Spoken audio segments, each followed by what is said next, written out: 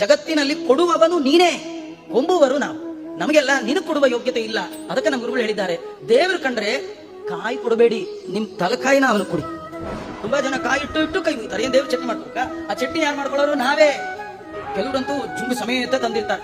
ಆಚಾರ ಕಾಯಿ ಹೊಡೆಯೋ ತಲೆ ಕೆಟ್ಟೋದು, ಆ ಜುಂಗು ತೆಗೆದು ಕಾಯಿ ಹೊಡೆದು ಸಾಕ್ ಅವ್ರ ಮನೇಲಿ ಕಾಯಿ ಹೊಡೆಯೋರು ಯಾರು ಇರಲ್ಲ. ಅದಕ್ಕಿಂತ ನಿಮ್ಗೆಲ್ಲ ಅವ್ಯವಸ್ಥೆ, ಅದೆಲ್ಲ ಪ್ರಯೋಜನ ಇಲ್ಲ. ಹಾಗೆಲ್ಲ ಮಾಡಬಾರ್ದು. ಏನ್ ದೇವರಿಗೆ ಏನ್ ಅದರಿಂದ ಪ್ರಯೋಜನ? ರಾಯ ಮಠಕ್ಕೆ ನಿಮ್ ಕಾಯಿ ಏನ್ ಪ್ರಯೋಜನ? ದೊಡ್ಡವರಿಗೆ ಈ ತಲೆಯನ್ನ ಮುಂದಿಡ್ಬೇಕು, ಇದನ್ನ ಕಾಯಿ, ತಲೆ ಕಾಯಿ ಅಂತ ಅವರನ್ನ ಪ್ರಾರ್ಥನೆ. ಅದಕ್ಕೆ ಬಂತಾರೆ ದೇವರ ಮುಂದೆ ಹೋದ ಹೀಗೆ ನೋಡಿ, ರಾಮದೇವರನ್ನ ಮೊದಲ ಬಾರಿಗೆ ಹನುಮಂತ ದೇವರು ಭೇಟಿಯಾದ್ರು. ಅವರನ್ನು ಕೈ ತೊಗೊಂಡಿದ್ದೆ ಕರ್ಪೂರ ಉದ್ದಿನ ಕಡಿತು ಏನಿಲ್ಲ ರೀ.